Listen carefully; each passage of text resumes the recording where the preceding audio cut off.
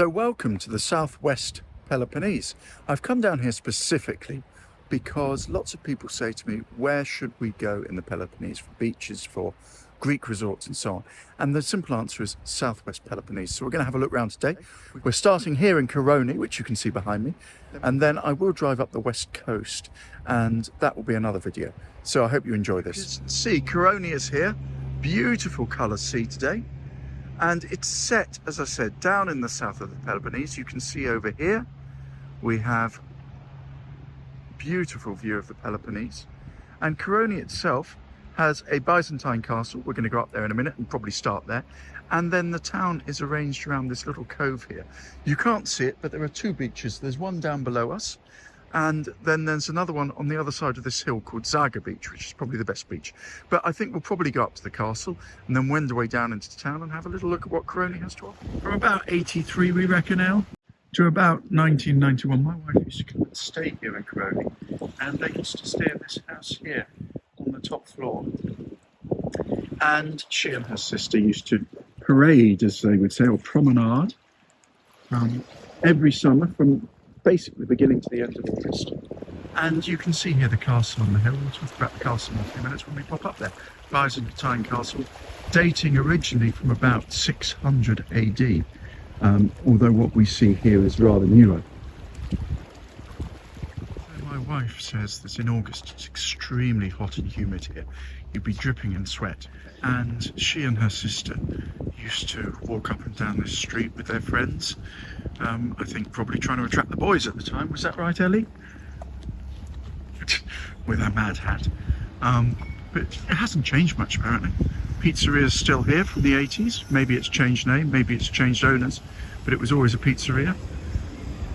And you can see, very nice traditional little town. If you want to come to an island vibe in mainland Greece, I would suggest southwest Peloponnese. Really, really nice. And the road does a little loop. It's not a huge place. It comes down here towards us, then we go up to the left, round the back and back round again, and you can see in the distance the road disappearing off up the hill. So my wife says that in August this place is absolutely packed, mainly with Greek tourists, other people as well, but she's having a bit of a memory lane at the moment and rather enjoying it, I think. I guess when you come to somewhere for 7 or 8 years every year, it's amazing. This shop used to be a bar called Pantelissi's Bar that my wife used to go to quite a lot. Now you can see it's a shop, and there are nice shops here, but definitely not a bar. She's a bit upset about it. She's going to explore why it's no longer a bar. It clearly used to be a bar, you can see it here. It'll be a bar again for July and August, and then revert into a shop again. So my wife has a good memory. Mix of shops, pastry shops, bars and restaurants along here. Very nice, and I bet in the summer it's packed. So apart from the rock pool that we just looked at a couple of minutes ago that my wife used to use, there are two beaches. There's a lesser beach over here, which apparently is quite nice in the summer. And then there's Zaga Beach, which we'll have to drive to. It's only a couple of minutes over the hill, the other side of the castle. But you can see around here, beautiful, beautiful bay. I have to say it's beautiful. The colour of the sea here is just magical. Everywhere in the Peloponnese you see references to the Greek Revolution of 1821. Here, heroes of the revolution, local heroes of the revolution. And a rather nice church in the little square here. And you can see the street, as I said, comes around the back and runs down here. It's not one way, although it may look it. And even here, beginning of May now, there are tourists here. Maybe not children so much, but there are foreign tourists here. And I'd really recommend coming down here. If you like coming off the beaten track, Koroni is a great place to come for a couple of days and explore the southwest and the west of the Peloponnese. This supermarket here apparently used to be a bookshop where my wife would spend loads of time looking through the books and the comics that they sold here. She's really on memory lane at the moment. I'm just trying to make a video, but really I should let her do it. See a sign to Kalamata here. Kalamata is about an hour's drive. It's only about 50-55 kilometers, but it's a twisty-turny road. And if you want to come here from Athens, you really need a car. I would highly recommend coming in a car. Public transport down here really doesn't exist. not in a way that you can use as tourists anyway. And it's about 3.5 hours drive, but it's a good drive. It's an easy drive. Down to Kalamata, very easy, 2.5 hours, and then an hour from Kalamata itself. Koroni is obviously built on a hill, as with most Greek towns. The coastline around here is not flat, but that's half the charm. They look after the place, they know their market. My wife is not keen on hills. Unlike me, I love hills, and I love exploring. If you drive, apparently we should have driven up to the castle, but then we'd miss all of this, and it's totally pointless. Got to walk ways. She's going for a coffee, I'm going to the castle. My wife says she never used to come up here because she was under 18. And why would you come up here? Often, there's a church here, often you'll find a little grave outside the church, and it's usually to the priest who founded or built the church. Although I say founded and built, typically it was the people who funded it. The priest just took the money for it. And the thing with Greek villages like this one, all over the country, you've got to have lots of churches. Beautiful though. I always think being a priest is probably one of the best jobs in Greece. Guaranteed employment, good place of work, and most importantly, you don't pay taxes. If you're a priest, everything's tax-free to you. So it's a pretty cushy number, really. Of the entrance to the castle. It's actually a very easy climb, and you don't need to, you just head towards it and head up. I took a slightly roundabout route, but it doesn't matter. And you can see big blocks of stone here, different to other castles I've been to where the walls are made of very small stones. Yasis Kalamata. Big blocks of stone, very defensive.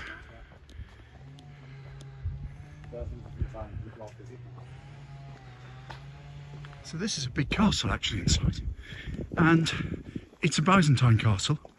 It dates from about 1210, although there had been fortifications up here before, probably even an acropolis from ancient times. The castle that we see now was built very much by the Venetians. So the Venetians had a particular interest in this place, and for good reason. Here we are, over here in the far, far, far distance, and I hope I can get it on camera, over this parapet of the castle, we have Kalamata. I don't know if you can see that in the distance. That's Kalamata. And then to the right of it, we have Mount Tegetus, this large mountain here. And the other side of Mount Tegetus, we have Sparta. But then as we scroll round to the right, we go down into the lawless and beautiful Mani Peninsula, and I have various videos on the Mani Peninsula now. But anyway, back to Koroni and why this castle exists. The Venetians used to have trading routes which came past the end of Mani and then past the end of this part of the Peloponnese, where Koroni and Methone are. And the problem was for them in the 11th and 12th centuries that this place was riven with pirates. And they needed to deal with that because it was causing them economic distress. So what happened, and I'm going to walk along here and hopefully not fall off, what happened was that they decided they had to take control of the Peloponnese. So the Venetians, the very first place they came was Koroni here. And Koroni itself, I don't know the derivation of the name, but Corona, apart from being an obvious disease, in Greek means crown. And I would imagine that the Koroni was called Koroni because it was considered to be, if you like, the crown jewel of the Venetians in the Peloponnese. And anyway, they came here first. You can see it's beautiful. See there, the colour. They came here first, and they used this as a staging point to conquer effectively the Peloponnese, which they then held for 200 years. And they built here this fortification, this castle, to defend their interests, and in particular their trading routes, which is why this exists. And it's a big fortification, a big castle, you can see. It's going to be a fantastic view of Koroni as we come out of here as well. At least give you an idea of the coastline here. And the Mamma Mia boat down there could be in an island. You really could be in an island. If you want to come somewhere in the mainland Greece, which feels like an island, but it's not an island, come here. Come to southwest Peloponnese. Koroni is just beautiful here. You can see it. It looks fabulous. with the coastline here. As I said, going round to Kalamata, about 30 or so kilometres in the distance across the sea. The colour of the beautiful water there. There's Kalamata in the far distance and the castle. And we're just going to walk up there so I can at least have a look at the end of the promontory there. So, I'm not going to go any further along here because the path disappears. And I'm a little bit worried at this time here about dogs and snakes. Particularly snakes. Although dogs can be nasty as well. But you can see, highly defensive. Obviously used to have cannons there many years ago. Must be a way in there. Just the beauty of the sea and the colour of the water here where my wife used to swim when she was a kid. Absolutely fabulous. View of Koroni. The Venetians came here, they built this castle and they held the Peloponnese until a war started with the Ottoman Empire in about 1485, the Ottomans having decided that they wanted Greece for themselves. And gradually, over 15 or so years, the Ottomans conquered Greece from the Venetians, with Koroni being about the last place to fall in about 1500. In fact, it was 1500. And the southwest coast of the Peloponnese here was the very last area of Greece to fall to the Venetians. Then came back into Greece from about 1685, and they took Greece yet again, or at least the Peloponnese, from the Ottoman Empire. But the Ottoman Empire then recaptured the whole lot very quickly, actually, from about 1715, and held it until the Greek War of Independence, 1821 to 1832, with Koroni, I think, being one of the first places to be liberated after Kalamata. Just want to see if we can see the beach from here. But the whole place is picturesque. You can see probably an old castle wall here. As with all places, just explore, come off the beaten track and have a look. See what we can find. I've never been on this side before. I have been to Koroni before. There's Zaga Beach. But I want to show you Zaga Beach before I drive down there, which is just over here. You can see it round the corner there. And it is the place, if you want to come and sunbathe, the best beach down here. It's the main reason people come here, for the beaches. Yes, Koroni has lots of history. Yes, it has a Byzantine castle. But to be honest, most places along the coastline in the Peloponnese do. Why, the reason you come to southwest, apart from the fact that it's Greek, and it is Greek holiday season, is the beach. And you can see it there. I'm going to drive down there in a few minutes and have a look. So here we are. I've come right down Zaga Beach, and it may not look like much here because it's very narrow and a bit pebbly, but you get the other side of the rocks there, and you can see it's beautiful all the way around the castle, which is on the end here.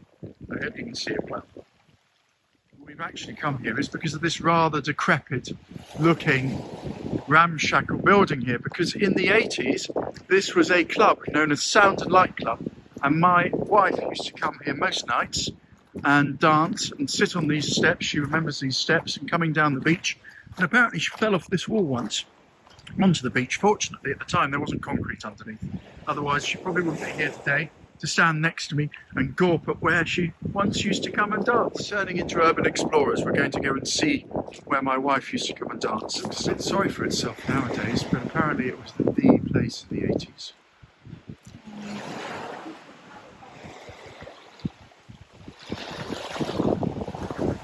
Beautiful place.